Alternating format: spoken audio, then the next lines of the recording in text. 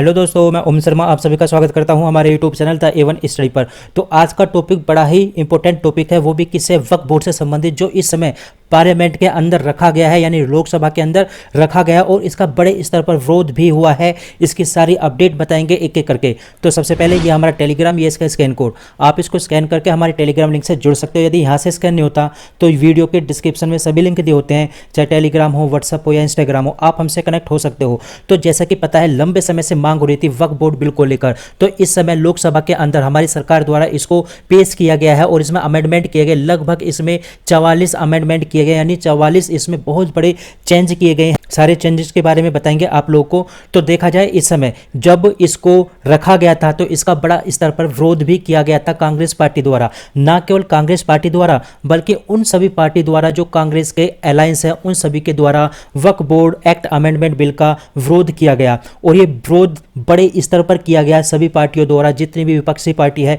लेकिन इसमें क्या हुआ, चेंज हुए। अब इसमें चेंज क्या क्या हुए, सबसे पहले एक एक करके बताते हैं। तो इस बिल में क्या हुआ, जो नॉन मुस्लिम है और जो वुमेन है, अब इस बिल के अंदर, यानी इस वक्त के अंदर उनको भी शामिल किया जाएगा। अब इसमें क्या है, जो दो गैर मुस्लिम होंगे यानी नॉन मुस्लिम होगा, उनको भी इसमें शामिल किया जाएगा। और पहले इसमें एक भी लेडीज नहीं थी, अब इसमें लेडीज को भी शामिल किया जाएगा। आगे देखा जाए तो इसमें जो नॉन मुस्लिम है और जो वुमेन है, इनको शामिल तो किया जा रहा है, लेकिन इनके क्या क्या अधिकार हैं, अभी इनके अधिकारों के बारे में ऐसा कुछ डिस्कस नहीं हुआ है, क्योंकि अभी ये लोकसभा के अंदर पेश हुआ है। अभी इसको राज्यसभा के अंदर भी जाना है, उसके बाद इसको प्रेसिडेंट के साइन भी होने हैं इस बिल पे, तभी जाके ये एक्ट बन पाएगा। तो देखा जाए, अभी इनके अधिकार सुनिश्चित नहीं किए गए हैं। जो भी इनके अधिकार सुनिश्चित किए जाएंगे वो भी अपडेट आप लोगों को बताई जाएगी। अब यदि देखा जाए तो इस पे जो चैरिटी होती थी, यानी जो दान होता था, इस दान को पहले वक्फ को सीधे ही ट्रांसफर कर दिया जाता था कि हाँ, ये इस समय वक्फ की संपत्ति है और वक्फ इस पर अपना बोर्ड लगा देते। लेकिन अब इस समय ऐसा नहीं होगा। क्यों नहीं होगा, जिसको भी किसी प्रकार की चैरिटी करनी है तो उसको सबसे पहले अनाउंस करना होगा, यानी उसको घोषित करना होगा। उसके बाद जब घोषित किया जाएगा अनिवार्य रूप से, तो स्टंप ड्यूटी पर इसको लिखा जाएगा और इसको क्यों दान किया गया है, कब दान किया गया है, किस लिए दान किया गया है, वो सब के सब इसमें चर्चा की जाएगी, सब उसको बताना होगा। और साथ के साथ इसमें जो भी गवाह होंगे उनके भी बयान दर्ज किए जाएंगे। जबकि पहला ऐसा नहीं था, केवल वक्फ बोर्ड को बोल दिया कि हाँ, ये संपत्ति तुम्हारी है, तो ये वक्फ बोर्ड की घोषित हो जाती थी। लेकिन अब अनिवार्य रूप से गवाहों के साथ साथ कब, क्यों, कैसे, और इसमें लिखित रूप से स्टंप ड्यूटी का भी प्रावधान कर दिया गया है। और यदि महिलाओं की बात करें तो पहले क्या होता था, जो वक्फ बोर्ड होती थी, महिलाओं की संपत्ति को छीन लेती थी। यदि उनके किसी प्रकार की औलाद नहीं है, बच्चा नहीं है, तो वो सारी की सारी संपत्ति उस महिला की वक्फ बोर्ड को चली जाती थी।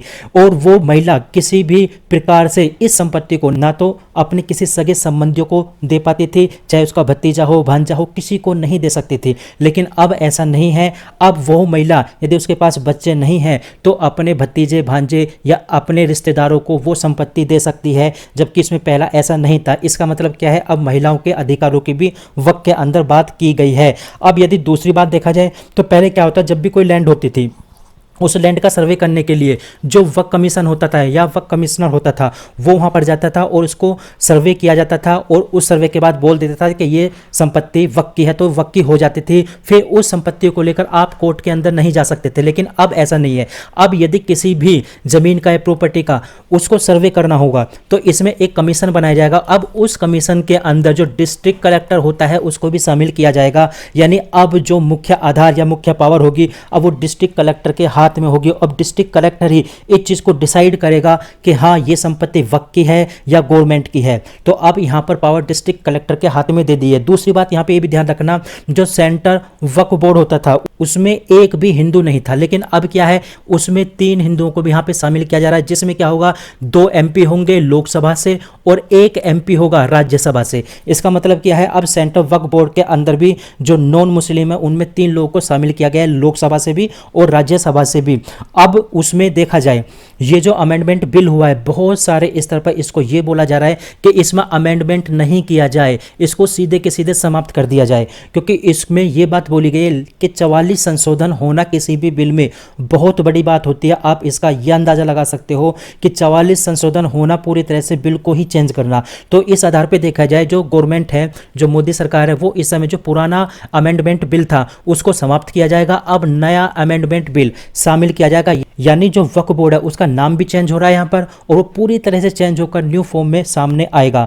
अब इसमें पहले क्या था, केवल मुस्लिम थे, कोई हिंदू जैन पारसी कोई नहीं था, लेकिन अब इसमें सभी को शामिल करने की बात की जा रही है। आप यहाँ पर देख सकते हो ट्विटर पर कि बोर्ड पर सबसे बड़ी खबर, बोर्ड में गैर मुस्लिम की होगी नियुक्ति, हिंदू सिख ईसाई जैन वक्फ बोर्ड में शामिल हो सकेंगे। अब इसमें मुसलमान के अलावा गैर मुस्लिम भी इसमें शामिल होगा। पहले महिलाओं को कोई अधिकार नहीं था, अब इसमें महिलाओं को अधिकार दिया जाएगा। इसके अंदर देखा जाए इतनी ज़्यादा पावर कांग्रेस द्वारा दे दी गई थी 2013 के अंतर्गत, जब इसमें संशोधन किया गया था कि वक्फ बोर्ड किसी भी संपत्ति को अपना घोषित कर दे, आप कोर्ट के अंदर जा ही नहीं सकते थे। हालांकि ये बात बोली गई थी, जो हाई कोर्ट है, हाई कोर्ट तो उत्तर प्रदेश का, वो खुद परेशान था, यहाँ पर सुप्रीम कोर्ट पहुंच गया था कि हमारे यहाँ पे जो मस्जिद है उसको हटवाया जाए। कुल मिलाकर देखा जाए अब इस समय नया जो ये बिल पेश किया गया है ये काफ़ी ज़्यादा अच्छा है और इसका स्वागत भी काफ़ी स्तर पर हुआ है। आप सबसे पहले ये वीडियो देखिए। इस वीडियो के अंतर्गत ये मध्य प्रदेश की है, ये जज किस प्रकार से जो वक्फ बोर्ड का वकील होते हैं उसको डांट लगाते हैं। 89 में वक्फ प्रॉपर्टी डिक्लेयर क्यों हो गई, जो कि वो प्रोटेक्टेड प्रॉपर्टी थी? आपकी कैसे डिक्लेयर होगी वक्फ प्रॉपर्टी, अब ये तो बताओगे कि नहीं बताओगे? तो आप एडमिट कर रहे हो कि डिक्लेयर नहीं हो सकती थी?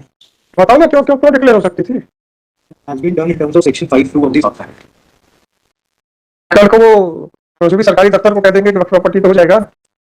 मेरा सीधा सा क्वेश्चन है, ब्लंट, कल को अग्रवाल साहब की प्रॉपर्टी का नोटिफिकेशन निकल जाएगा तो अग्रवाल साहब को निकाल के बाहर कर दें, ये उसके लिए कोई प्रोसीजर है? इतना ही पूछ रहा हूँ भाई। प्रोटेक्टेड मॉन्यूमेंट है, ये ऐसे डिक्लेयर हो गया 89 में। Section 5(c) in Five the of? 5 of the South Act. The notification is issued under this. तो भाई साहब आप तो ताजमहल भी ले लो यार, लाल किला भी ले लो, कौन मना कर रहा है? देखो मैं क्या प्यार से क्वेश्चन समझ में नहीं आते आप लोगों को? सिर्फ ऑर्डर कोड किसी के, अरे ऑनरेबल कोर्ट को छोड़ो, किसी की भी प्रॉपर्टी को आप वक्फ प्रॉपर्टी डिक्लेयर कर सकते हो। टेल मी, सेक्शन 5 में नोटिफिकेशन होगा, फलाना होगा, पर भारत का वक्फ प्रॉपर्टी डिक्लेयर कर दो भाई, तो क्या नोटिफिकेशन आपके वैलिड हो जाएगा? The property was already declared as a ancient monument by notifying, issuing a notification in the early 19s, बिना किसी ओनरशिप को, बिना कुछ देखे। क्या ओनरशिप थी आपकी इसके पहले से, prior to this notification which was issued under the Ancient Monument Act? Who was the owner of this property? Notification issue हो गया तो प्रॉपर्टी आपकी हो गई। तो कहा छोटे छोटे नोटिफिकेशन इशू हो रहे हैं, इकट्ठा एक ही कर दो, एक कर दो। इसका ओनर कौन था, रियल ओनर कौन था, क्या हुआ, कहां से property I requiring notification under the Waqf act? कुछ नहीं मालूम किसी को, मन आया बोले इसको वक्फ प्रॉपर्टी डिक्लेयर कर दो। How that is possible?